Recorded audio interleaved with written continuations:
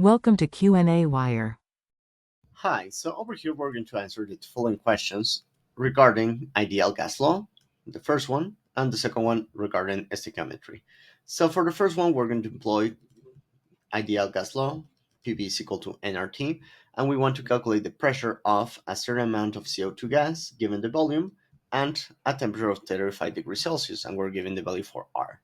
So the first step is always going to be to transform the temperature from Celsius to Kelvin, and this is done by adding 273.15 to get the temperature in Kelvin.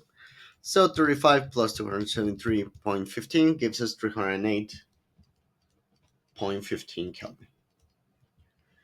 Next up, we're going to employ directly ideal gas law. Solving for pressure is equal to nRT divided by the volume.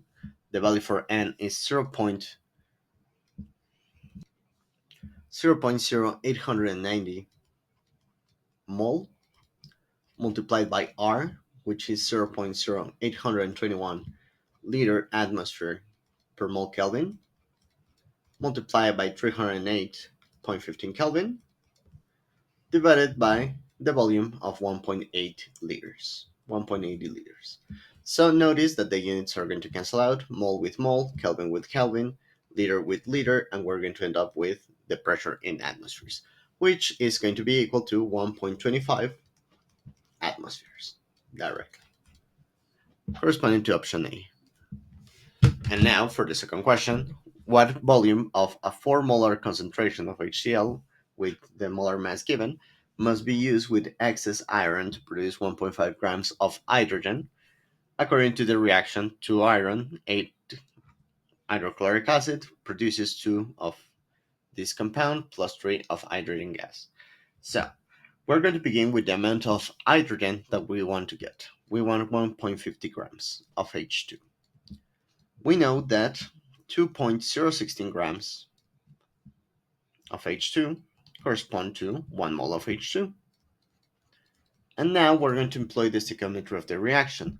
We know that 3 mole of H2 are going to be produced by the reaction with 8 mole of HCl.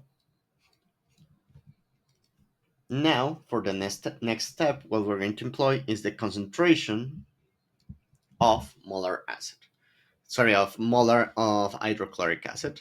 So in this case, we know that the concentration tells us that we're going to have 4 mole of HCl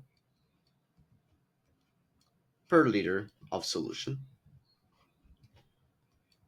So these are essentially the three steps that we're going to employ. And as you can see, the units are going to cancel out properly. The grams of hydrogen with grams of hydrogen, moles of hydrogen with moles of hydrogen, and mole of HCl with mole of HCl. So what we're going to end up with is a total volume of 0.496 liters, corresponding to option D.